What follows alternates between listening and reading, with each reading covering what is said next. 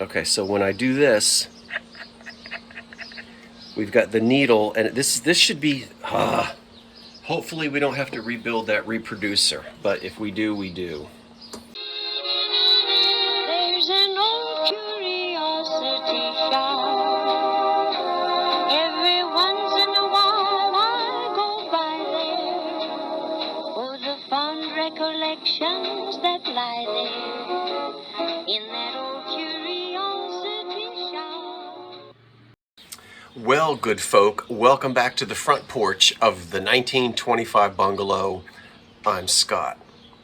Lovely weather today in New Jersey, giving the air conditioning a break. Beautiful breeze, low humidity, temperatures right around 80, 81, 82. And right here in front of me, and you're going to see in just a minute, is something that I can't wait to get my hands on. So why don't we aim the camera downward? Let me see if I can do that. Okay, there we go. Now, you say, well, that is just a suitcase. Actually, let's get this out of the way and we'll do it like this, I think. Okay, that's a little bit better. All right, hold on. Get that out of the way. Okay, now, for those of you looking at this, you may say, well, what's there to work on? It's just a suitcase. But when we turn it in this direction, there's a hole in the middle. And now you know that we're going to insert something into that little hole right there. And it's a crank. And so you know what we've got here is an old phonograph. Now this is a lot of fun to work on. This one with this sort of fake alligator hide suitcase model. This is going to date to late 30s, mid 30s, maybe even into the early 40s. I paid too much for it. And I did open the lid, so let's open the lid together. So I kind of already know what we're going to see. Let me pull this down. Okay. So the type of rust that we have here, this is really basement rust. This has been in somebody's basement for a long time. But let's open her up. Well, this is what I get for trying to do it. Okay. And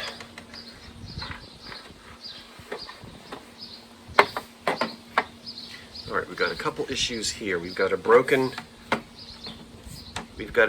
hinge over here. This needs to be put back in. I can deal with that. There's a broken piece of a shellac record. And the model is called Birch. Whatever. B-I-R-C-H. Now, these were pumped out by the companies. Victor made some good ones early on. This is just an off-brand. But the reason why I bought this, when I opened the lid in the store, I have no idea if we have a good spring or not. We're going to open it up in a minute. But I purchased it because the reproducer here is not pot metal. It's not spelter. It's steel. And we have what appears to be a decent reproducer. Now I may have to rebuild the reproducer. I'm not going to mess with that today. What I am going to do is go down in the basement, get a screwdriver so we can get this out of the box, and we'll take a look at the motor before we even attempt to put this crank in there, because I want to take a look at the governor and see what we've got underneath. But thank goodness we don't have any monkey metal here. If you do, you are in bad shape. Now this has been sitting frozen in time for a long time. We got to do get all of this off and clean it. But let's just see today how far we can get. Be right back.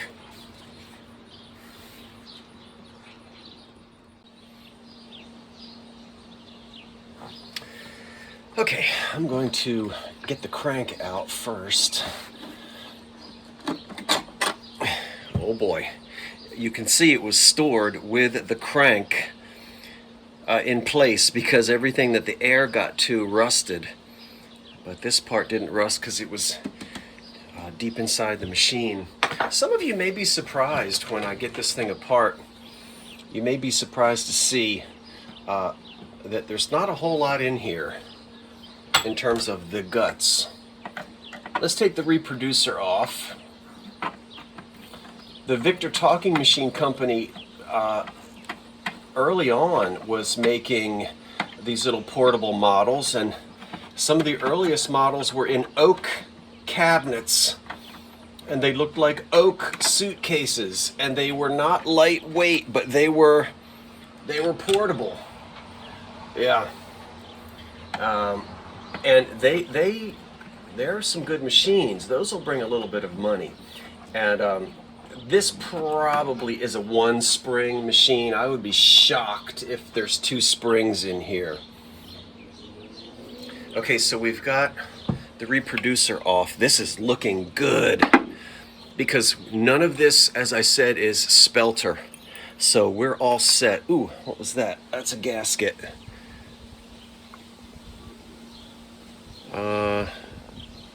Okay.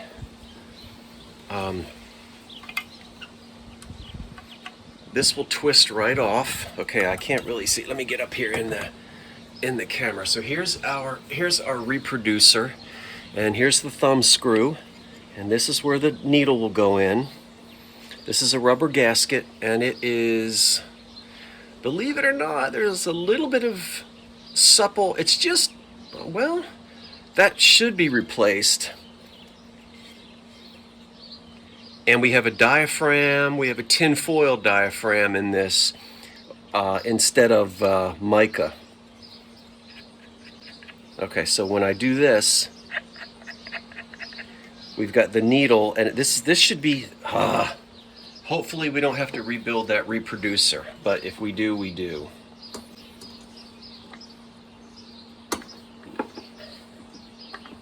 These are always fun to get off. And I really need,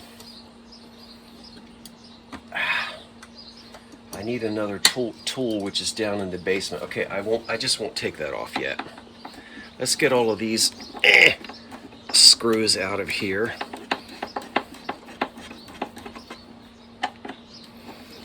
They're not rusted in place, which is nice. I may actually speed this up so that it's not terribly boring for you to see me trying to take all of these screws out of here.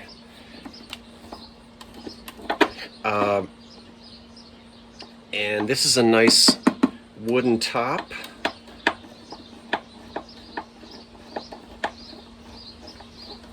There's a Bakelite speed indicator here, right here in butterscotch, which is wonderful. And then of course that controls the governor underneath, and this is where the needles go here. Okay, let's speed it up, and when I come back I should have all these screws out.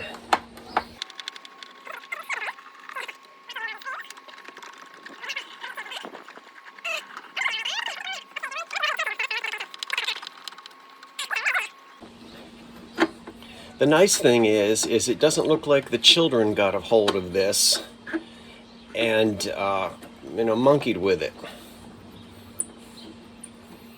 And it would be delightful if we have a working spring, but I'm not going to hold my breath on that. If the spring has to be replaced, it's not one of my favorite jobs to do, but I'll do it. Birch is the maker of this thing. I think there's a model number on it somewhere. Okay, here come the last screw. I'll get you right out of there. Come on. Okay. Gotcha. Now, we'll leave the turntable in place for a minute. We'll pop you out, and hopefully we don't find any dead mice, but it would be wonderful to find some old Confederate money down in here that somebody shoved in. Aha, okay. That does not surprise me. Look at that. Whew. Now, this is the horn. This is cardboard because this is supposed to be portable. So all of your acoustic, the needle picks up the vibrations, goes through the tone arm into this hole here, into this horn, exponential horn. Nice, nobody's been in here and monkeyed with it. Let's see, will that come right off? Oh, that whole thing comes out. Oh, sweet, let's get that out of there. Then we'll look at the motor and we will begin to assess it.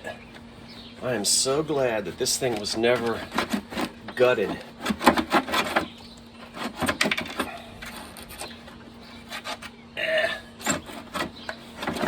Now look. Well, okay. Nice. Very nice. So in goes the music, round and round, ho ho ho ho ho, and it comes out here. So your music is going to come out. This is really your grill cloth here. So the horn is open up to here. So if I sing into this, this will just naturally amplify it or speak into it. May I have your attention, please? May I have your attention, please? Will the manager please report? Fantastic. Okay, so this is great. Let's put that aside.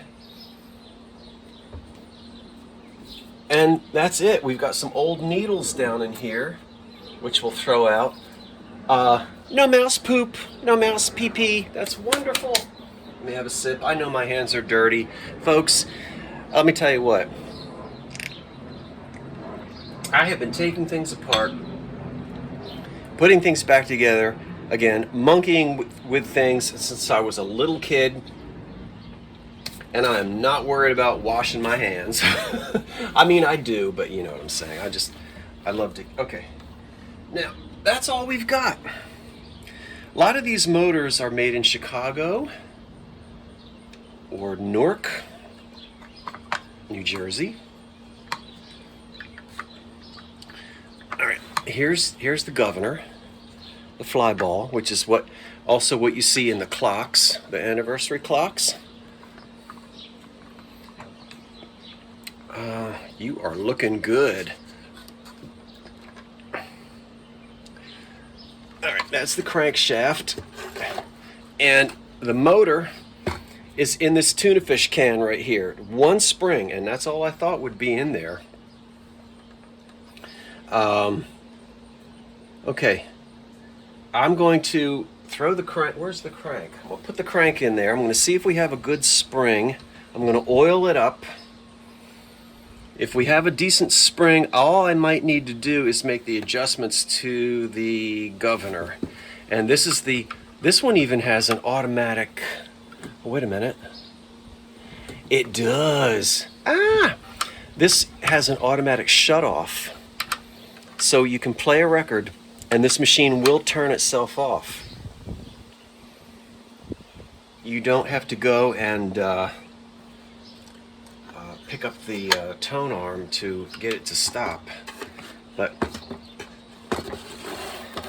we'll get in there. And here's one little, see, this says, this is what we sincerely believe to be the finest phonograph needle in the world, the original and only Cotton needle. Okay, who knows?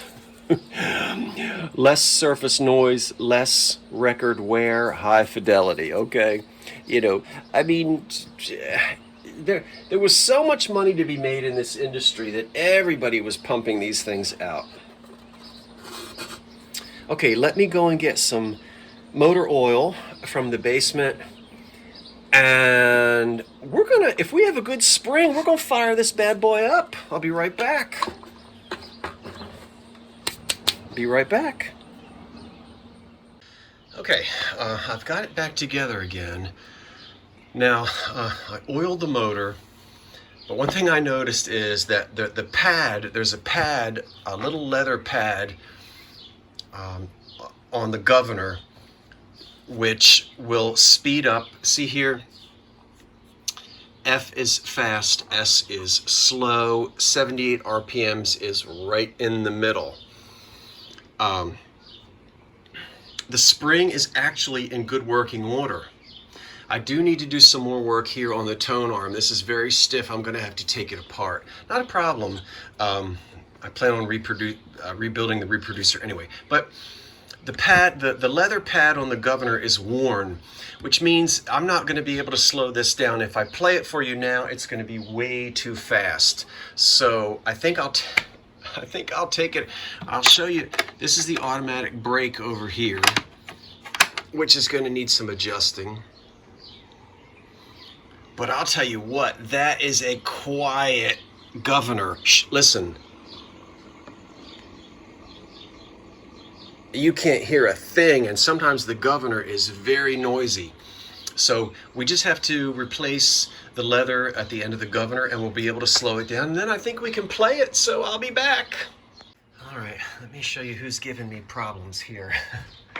I took off the indicator. Oh, there we go.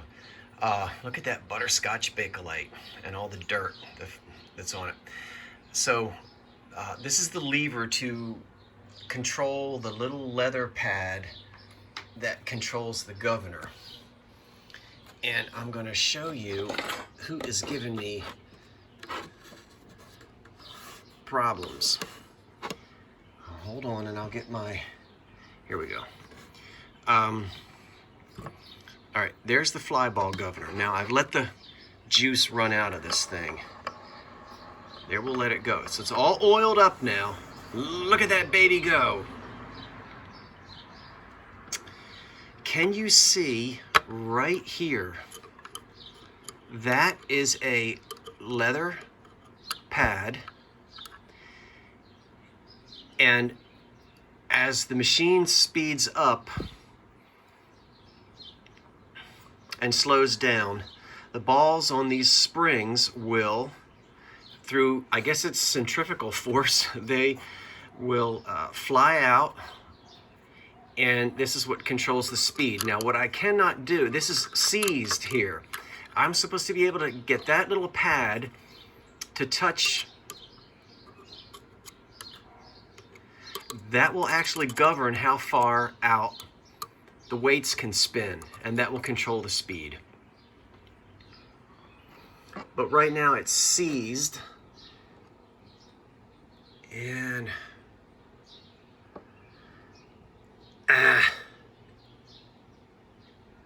okay, let me go in from the top. Let's go off camera and I'll continue fiddling with this. I'm afraid I'm going to have to take the whole thing out, but let's do it. Well, I'll tell you, that governor was really giving me a run for the money. I've got it working, sort of, but I need to go back and do a lot of adjustments. But I think we're going to be able to play a record. Can't believe it. Here's an old Victor scroll.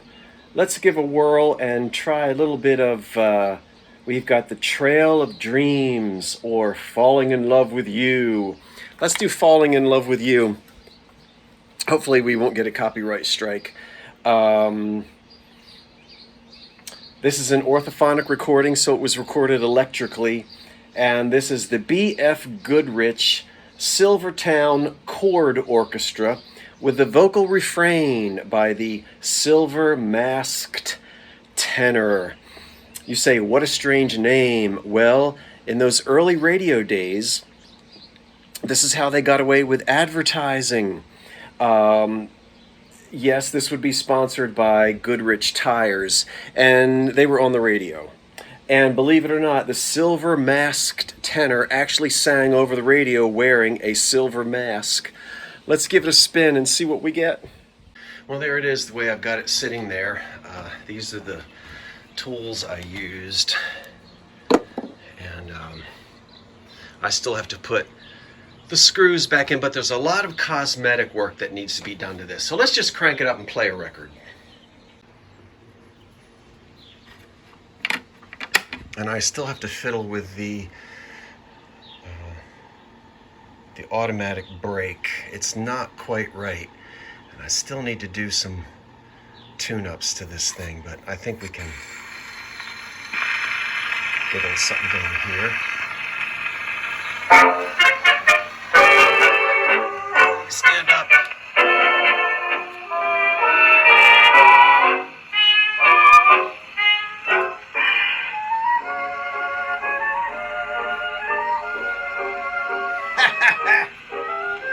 We got it! How about that? It's a little drab. I guess I could have chosen an up tune.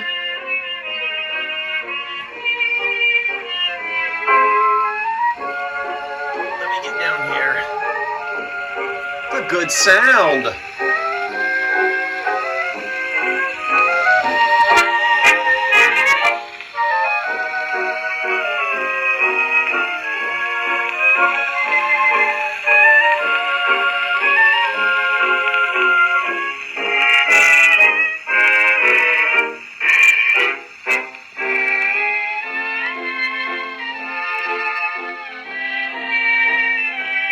Hear the singer.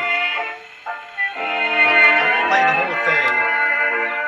I'm sure my neighbors are loving this.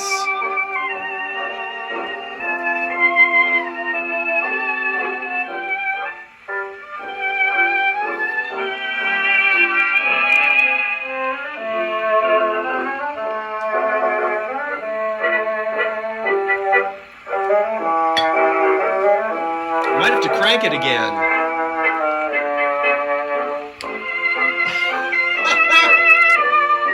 We got it!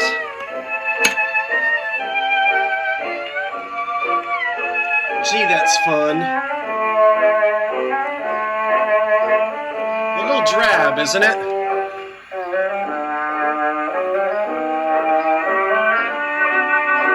Let's speed it up a little. There we go, there we go.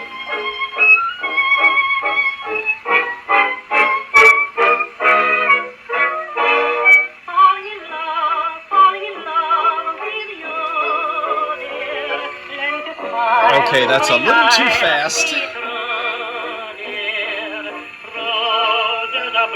There we go. That's a little bit better.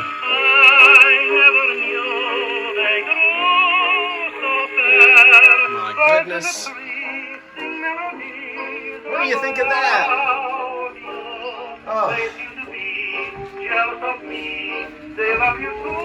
I think it's time to take the baby for a stroll.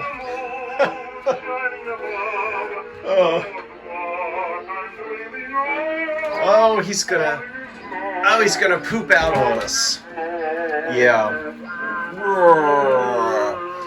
Okay, well, I'm not surprised there. That's because you're only gonna get one side. There's one spring in here, one spring only. And so when you crank it, you're only going to get, this is the automatic brake right here. Now watch. I will get it to turn off. Watch it. Wait, watch. See it? Right there? The brake. So, I need to get some of this excess oil off. Anyway, it's nice to know that we've got a working piece. And what's left is pretty much cosmetic. And this will be a nice little portable. So there we go. Can't you see me down the Jersey Shore on the beach with this thing? All right, well. Well, thanks for watching me fiddle with this. There really wasn't anything to it. We had a good spring, some oil, some adjustments. I'm going to get back in there and fiddle with that governor again, and we'll have a nice, then we'll clean some of the rust off of it, polish up the cabinet. We'll have a nice little working portable set from the mid-30s up to the very early 40s, but not much after that because they that's what this dates to. Okay, well, that's it. I'm going to go have some dinner. Thanks for watching. Until next time, I'm Scott from the Old Curiosity Shop. Wait for the cat. So long for now. It was fun.